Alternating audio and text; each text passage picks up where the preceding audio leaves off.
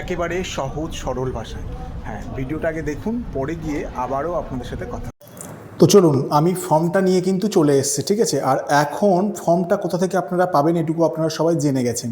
ফর্মটা আপনারা পাবেন আমাদের যারা আইসিডিএস কর্মী আছে, যারা আইসিডিএস কর্মী আছে বা আশা কর্মী আছে, তারা কিন্তু গ্রামে প্রত্যেক বাড়িতে বাড়িতে তারা কিন্তু দিচ্ছে, এবং একদিনে হয়তো সব বাড়িতে দেবে না, এক এক দিন করে এক একটা পাড়া দেবে। সেই পাড়াতে হয়তো 10জন 15জন 20জনকে দেবে। আস্তে আস্তে 3 মাসের মধ্যে কিন্তু প্রত্যেক গ্রামে সবাইয়ের ফর্মটা ফিল আপ করে নেবে। এটা সরকারের দায়িত্ব। সরকার বলেছে আমরা সবার বাড়িতে গিয়ে ফর্মটা ফিল আপ করে নেব, ঠিক আছে।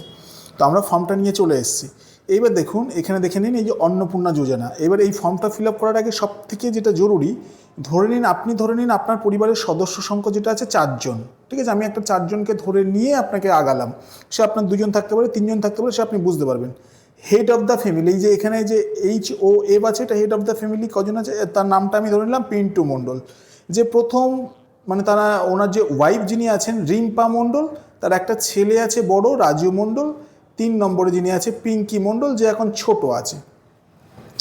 তো ঠিক আছে, এটা হয়ে গেলে প্রথম ধরলাম। এবার দেখুন, এই যে পরিবারের প্রধানের নাম পিন্টু মণ্ডল করে দিলাম। জন্ম তারিখ, যে জন্ম তারিখটা থাকবে দেখবেন এইখানটা ঠিক জন্ম তারিখটা দেবেন।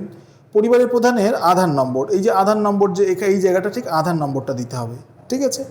এবার দেখুন, এই যে ডিজিটাল রেশন কার্ডের পারিবারিক আইডি যদি থেকে থাকে তাহলে এটা দেবেন, না থাকলে না দেবেন। এবার দেখুন, আমরা পরিবারের সদস্য সংখ্যা 4 ধরে নিয়েছিলাম, তো 4 দিয়েছি। এবার দেখুন ঠিকানা, village, post office, sub district, state, pin, যেগুলো আছে আপনার আধার নাম্বারে যেগুলো আছে সেইগুলো কিন্তু এখানে দেবেন। পরে দেখুন যোগাযোগ নাম্বার মানে ফোন নাম্বারটা, এই যে head of the family Pintu মণ্ডলের ফোন নাম্বারটা কিন্তু এখানটায় বসবে। এরপরে নাম, জন্ম তারিখ, লিঙ্গ, পরিবারের ডিটেলসগুলো এখানটায় আসবে কি। এবার দেখুন, পরিবারের প্রধান হেড অফ দ্য ফ্যামিলি যে আছে পিন্টু মণ্ডল, ওনার নামটা এখানটায় লিখলাম, ঠিক আছে। এরপরে অন্নপূর্ণা যোজনার জন্য আবেদন করা হচ্ছে, তাহলে এই জায়গাটা কিন্তু ভাইটাল। এখানে কিন্তু পিন্টু মণ্ডল অন্নপূর্ণা যোজনার জন্য ফর্মটা ফিল আপ করছে না, তাহলে কে করছে এটাই আসবে। এবার সদস্য নম্বর 1 রিম্পা মণ্ডল, পিন্টু মণ্ডলের স্ত্রী ছিলেন যিনি রিম্পা মণ্ডল, এই রিম্পা মণ্ডল কিন্তু আবেদনটা করছে, তাহলে রিম্পা মণ্ডলের নামটা এখানে লিখলাম। রিম্পা মণ্ডলের জন্ম তারিখটাই দেখতে পাচ্ছেন, লিখলাম। এবারে লিঙ্গটা দেখে নিন, এই যে রিম্পা মণ্ডল যখন মহিলা আছেন এফ লিখে দিয়েছি, পরিবারের প্রধানের সাথে সম্পর্ক ওয়াইফ লিখে দিয়েছি, আধার নম্বরটা এখানটা ঠিক লিখে দেবো দেখে দেখে, এইখানটায় কিন্তু হ্যাঁ লিখে দেবো। এবারে এই রিম্পা মণ্ডল আর এই পিন্টু মণ্ডল আর রিম্পা মণ্ডলের কিন্তু 2 জন সন্তান আমরা দেখিয়েছি, কি রাজু মণ্ডল আর পিঙ্কি মণ্ডল। এবার দেখুন সদস্য নম্বর 2 এ রাজু বড় বলে রাজুর নামটা লিখেছি, ওর রাজুর জন্ম তারিখ, রাজুর লিঙ্গটা আমরা রাজুর ছেলে, তো এম লিখলাম। এখানে কিন্তু আমরা কিছু টিক করবো না, ঠিক আছে, কারণ একজনের জন্য লক্ষ্মীর ভাণ্ডার ফর্মটা ফিল আপ হচ্ছে, তো এখানে হ্যাঁটা লিখেছি। এবারে রাজুর পরে দেখুন, এই রাজুর সাথে পরিবারের সাথে সম্পর্কটা কী আছে, ফাদার। আচ্ছা, এখানে একটা কলমে আমি দেখালাম না, আচ্ছা ওয়াইফটা এটা দেখিয়েছি, তাহলে এখানে দেখুন ফাদার, এখানে আধার নম্বরটা লিখবো, ঠিক আছে। 3 নম্বরে পিঙ্কির নামটা, পিঙ্কির ডিটেলসটা এখানটায় দেবো আমরা, ঠিক আছে। পিঙ্কির জন্ম তারিখ, পিঙ্কির লিঙ্গ, পিঙ্কির পরিবারের প্রধানের সাথে কী সম্পর্ক, ফাদার লিখে দিয়েছি। এটা আধার নম্বরটা এখানে লিখতে হবে, হয়ে গেল, এই কলমটা শেষ। এবার এই 10 নম্বরে চলে আসলাম, এখানে ব্যাঙ্ক ডিটেলসটা লাগবে। এই ব্যাঙ্ক ডিটেলসটা ধরে নিন একই গ্রামে বাস করেন, সবার একই ব্যাঙ্ক অ্যাকাউন্টে, একই ব্যাঙ্কে সবার অ্যাকাউন্টটা আছে। ধরুন ব্যাঙ্ক অফ ইন্ডিয়াতে সবার অ্যাকাউন্টটা আছে, তো আমরা কি করলাম, ব্যাঙ্ক অফ ইন্ডিয়া সবার, এই যে দেখে দিন হেড অফ দ্য ফ্যামিলির ব্যাঙ্ক অফ ইন্ডিয়াটা লিখলাম, কোন ব্যাঙ্কটা লিখলাম, অ্যাকাউন্ট নম্বরটা এই লিখলাম, আইএফসি কোডটা আমি এগুলো যদিও যে কোনো সংখ্যা দিয়ে এখানে বুঝিয়ে দিয়েছি, অ্যাকাউন্ট নাম্বারটা, আইএফসি কোডটা এই।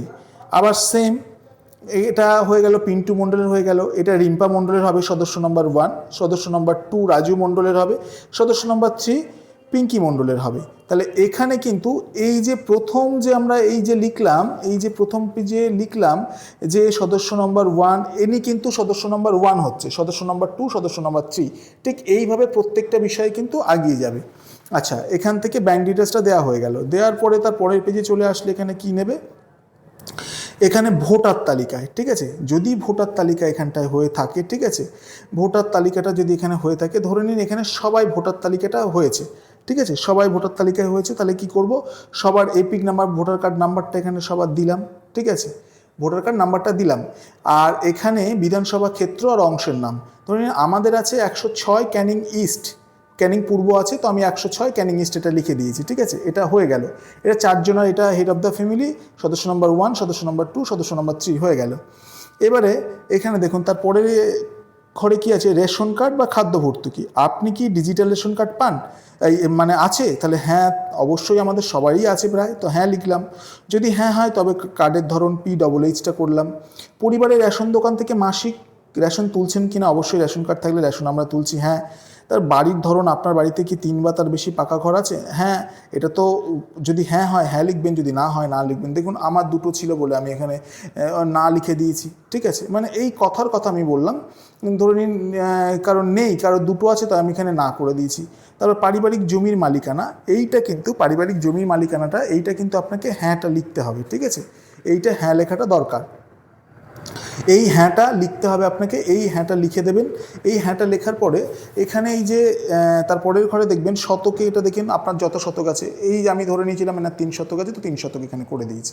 এরপরের একটা ভাইটাল জিনিস, যানবাহন। আপনি পরিবারের যানবাহন, আপনি বা পরিবারের কোনো সদস্য কি অবাণিজ্যিক মোটর চালিত 4 চাকার গাড়ি আছে? দেখুন অনেকে ভয় পেয়েছিল, আমার 4 চাকা গাড়ি আছে, ভাড়া খাটে, ওটা তুলে আমরা ভাড়া খাটি, ওটা থেকে লোন করে আমরা একটা গাড়ি কিনেছি, কিন্তু কি করব, আমাদের তো 4 চাকা গাড়ি আছে, হয়তো আমাদেরকে দেবে না। কিন্তু না, সরকার এই কথাটা কোথাও বলেনি। এটা বলেছে অবাণিজ্যিক গাড়ি যদি থেকে থাকে, মানে শুধুমাত্র আপনাকে কি হবে না, আপনি যে কোথাও ঘুরতে গেলেন, যে শুধু আপনারাই মানে চাপবেন, তাহলে সেটা হলো মানে অবাণিজ্যিক, ঠিক আছে। পার্সোনাল, এটা পার্সোনাল যদি না থাকে তাহলে সেটা আপনি, এখানে অনেকের বাড়িতে থাকেই না, আমি যাদের নেই তাদের জন্যই এখানে আমি না লিখে দিলাম, ঠিক আছে। এবার দেখুন পারিবারিক সদস্যদের স্বাস্থ্য বিমা। এইবারে এইটা হলো ভাইটাল জিনিস, কী হলো স্বাস্থ্য বিমাটা কী হবে। দেখুন যাদের স্বাস্থ্যসাথী কার্ড আছে তারা হ্যাঁ লিখবেন, যাদের স্বাস্থ্যসাথী কার্ড নেই তারা কিন্তু পরিষ্কার না লিখে দেবেন এখানে, ঠিক আছে। এইবার দেখুন স্বাস্থ্যসাথী কার্ড অনেক সময় কি হয় যে মেয়েদের নামে হয়, তো সদস্য নম্বর 1-এর নামে যদি হয়ে থাকে তাহলে এইটা এখানে করবেন, এই সদস্য নম্বর 1 এই সরকারি জায়গাটা টিক মারবেন, মেরে বিমার অঙ্ক দেখুন 5 লাখ টাকা করে আমাদের স্বাস্থ্যসাথী কার্ডের বৈধ ছিল, একটা অ্যামাউন্ট ছিল, প্রিমিয়ামের বিবরণ কি, এটা স্বাস্থ্যসাথী, ঠিক আছে। এটা যদি এই কার্ডটা যদি পরিবারের প্রধানের নামে হয়ে থাকে তাহলে এই জায়গাটায় করবো না, প্রধান এই যে হেড অফ দ্য ফ্যামিলির জায়গাটা আমরা করবো, ঠিক আছে। আর ছেলে মেয়েদের নামে তো কোনো প্রশ্নই আসে না এখন, মানে যার নামে হবে তার একটাই খালি কলম, যার নামে আছে তার নামে। এবার হয়তো একটা কার্ডে হয়তো 4 জনের নাম আছে, কিন্তু যার নামে আছে ঠিক তার নামটাই আমরা এখানটায় দেবো, বা তার জায়গাটাই কলমটা পূরণ করব। হয়ে গেল। এরপরে কোনো সদস্য কি আয়কর বা পেশাগত কর প্রদান করেন? এটা পরিষ্কার কথা, আমাদের মতন সাধারণ গ্রাম বাংলার মানুষরা, এটা আপনাদের যার যেরকম আছে সেটার যারা ট্যাক্স দেন, তাহলে সেটা এখানে অবশ্যই করবেন, না হ্যাঁ হলে হ্যাঁ, না হলে না, ঠিক আছে।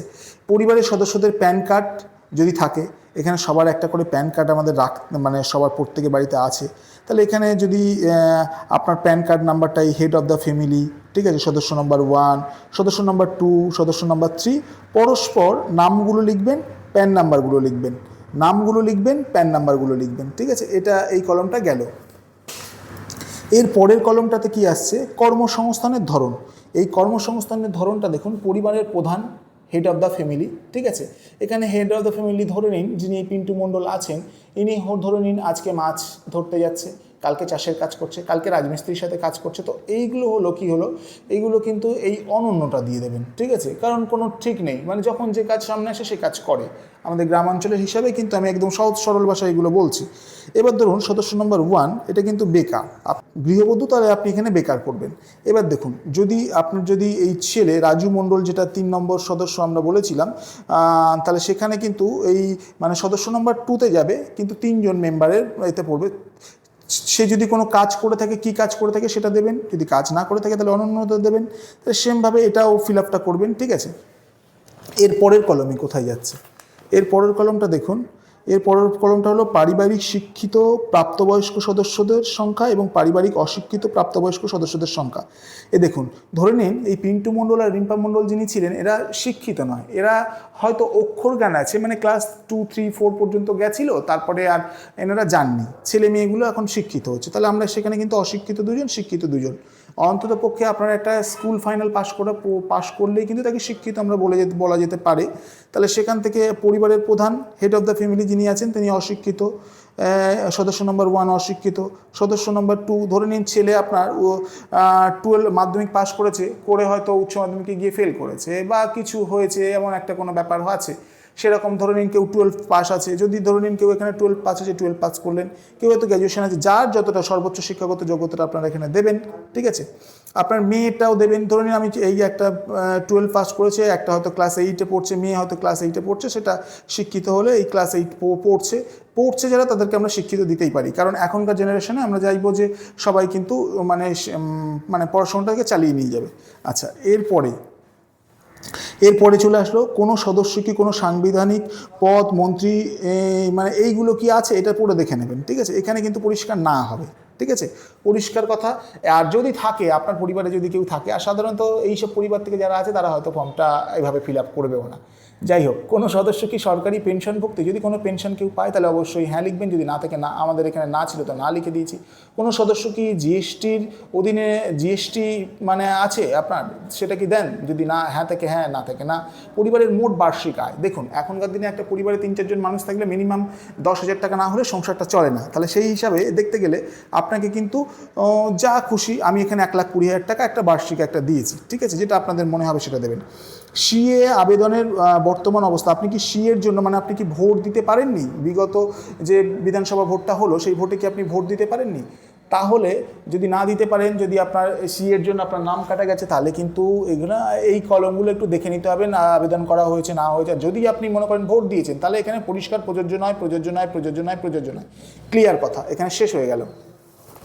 এরপরের বারে যদি কিষাণ ক্রেডিট কার্ড থেকে থাকে, ঠিক আছে, তাহলে কিষাণ ক্রেডিট কার্ডের এই সেমভাবে করবেন। কিষাণ ক্রেডিট কার্ড সম্ভবত পরিবারের একজনের নামে থাকে, অনেক বেশিরভাগ পরিবারে মানে 95% পরিবারে কিন্তু কারোর কিষাণ ক্রেডিট কার্ড হিসাবে কারোর কোনো কার্ড নেই, ঠিক আছে। তো যাই হোক, এখানে না থাকলে না লিখে দেবেন, ছেড়ে দেবেন এখানে, ঠিক আছে। যদি এসআইআর মানে এই যে এটা সিএর জন্য যাদের নামটা বাদ পড়লো, ট্রাইব্যুনালে যাদের নাম আছে তাদের জন্য যদি আপনি ভোট দিয়ে থাকেন, তাহলে এটা আপনার জন্য প্রযোজ্য নয়, এখানে প্রযোজ্য নয়। প্রথম কথা, পরিবারের প্রধান থেকে শুরু করে সবার জন্য এখানে প্রযোজ্য নয় হয়ে গেল। এইবারে দেখুন, বিদ্যালয়ে অধ্যয়নরত পরিবারের সকল শিশুর বিবরণ, ঠিক আছে। এবারে শিশু ধরুন আপনার পরিবারে আপনার ছেলে ধরুন 18 বছর হয়ে গেছিলো, তাহলে আমরা বা 21 বছর হয়ে গেছে, ওরকম আমরা শিশু বলতে পারছি না, ঠিক আছে। তাহলে এখানে যদি একজন শিশু তাকে ক্লাস যে 8-এ পড়ছে বা 9-তে পড়ছে, ঠিক আছে, ক্লাস 9-এ পড়ছে, তাকে আমরা শিশু হিসাবে ধরলাম, 15 বছর বয়স, ঠিক আছে। তাহলে কি করলাম, একজন শিশু করলাম, এই তার নামটা লিখলাম, সে কোন বিদ্যালয়ে পড়ছে, তার দাও হাই স্কুল লিখলাম, ধরে নিন একটা স্কুলের নামেই লিখে দিলাম, সেই স্কুলটা কী ধরনের আছে, সেটা সরকারি আছে, এই সরকারি জায়গায় টিক মারলাম, ঠিক আছে। যদি না থাকে এখানে পরিষ্কার এসব কলম কিছু করার দরকার নেই। আচ্ছা, নেক্সটে কোথায় যাব আমরা? নেক্সটে শিশুদের টিকাকরণের বর্তমান অবস্থা, ঠিক আছে। এইটা শিশু সদস্য, এই যে শিশু সদস্য 1 যেটা ধরুন একজন আছে, যদি না থাকে না, এখানে কিছু ব্যাপারই না। হ্যাঁ, এবার টিকাকরণ শুরু হয়েছে বা সম্পূর্ণ হয়েছে, শুরু হয়েছে তো এখানে এটা হ্যাঁ টিকটা মেরে দেবেন, ঠিক আছে, হয়ে গেল, এখানে কথা শেষ। এরপরে আপনি কি কোনো সরকারি প্রকল্পের সুবিধা পাচ্ছেন, মানে ডিবিডি লিঙ্কের মাধ্যমে কোনো সরকারি সুবিধা পাচ্ছেন? পরিবারের প্রধান, যদি স্বাস্থ্যসাথী যদি আপনি যুবসাথী পেয়ে থাকেন, তাহলে অবশ্যই এখানে যুবসাথী হওয়ার দরকার নেই, কারণ আমি এখানে দেখিয়েছি অশিক্ষিত দেখিয়েছি, তাহলে যুবসাথী পাওয়ার কোনো প্রশ্নই এখানে ওঠে না, তাহলে এখানে না লিখে দিলাম।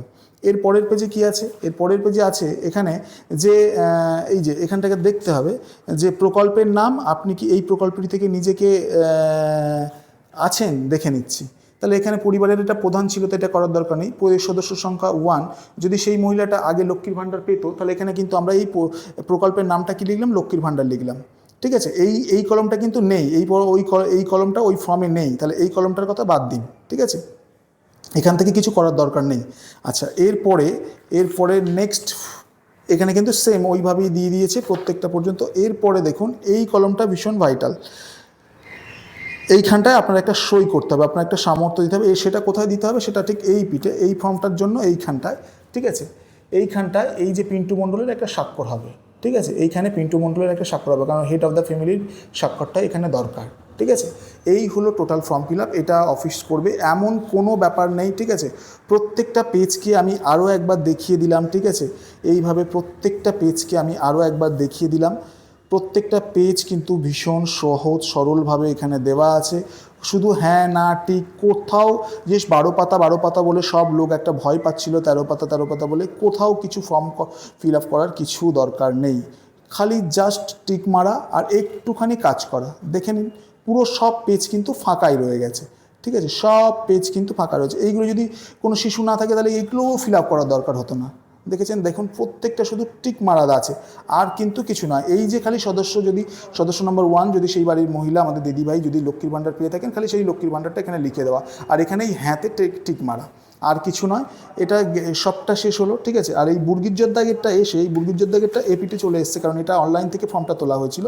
এখানে গিয়ে একটা সাইন, আশা করি বোঝাতে পারলাম। আর সবার কথা বলবো, প্রত্যেকের একটা করে আধার কার্ড, ভোটার কার্ড আর আপনাদের ব্যাংকের অ্যাকাউন্ট, এগুলো তো এর সাথে বলছে, মানে যারা আইসিডিএস কর্মী আছে, আশা কর্মী আছে, তারা কিন্তু বলছে যে এইগুলো একটা করে জেরক্স কপি এর সাথে সবাই, প্রত্যেকের বাড়ির যত সদস্য ছিল সবার একটা করে এর সাথে জমা করে দেওয়ার কথা বলছে। আর সেই সাথে যে মানে অন্নপূর্ণা ভাণ্ডারের জন্য ফর্মটা ফিল আপ করছে, তার কিন্তু ঠিক তার সবগুলো ডকুমেন্টস সেখানে দিয়ে দেওয়ার, মানে যতগুলো ডকুমেন্টস আছে, যতগুলো ডকুমেন্টস সেখানে চেয়েছিল, যতগুলো ডকুমেন্টসে ফিল আপ হয়েছে, সবগুলো ডকুমেন্টসের একটা করে জেরক্স কপি দিয়ে ওনাদের কাছে জমা করে দেওয়া। এখানে কিন্তু কোনো কপি দেওয়ার কথা বলেনি, কিন্তু ওনারা চাইছেন, তো ওনাদের সবাই যত ডকুমেন্টসের এখানে আমরা কিন্তু লিখেছি সেইগুলো কিন্তু ওখানে জমা করতে হবে। এটাই হলো মেন কথা। তো আশা করতে পারছি সবাই বুঝতে পেরেছেন। ভিডিওটা কেমন লাগলো অবশ্যই কিন্তু জানাতে ভুলবেন না। সবাই ভালো থাকবেন, আবারও দেখা হবে আপনাদের সাথে আমার অন্য কোনো ভিডিওতে।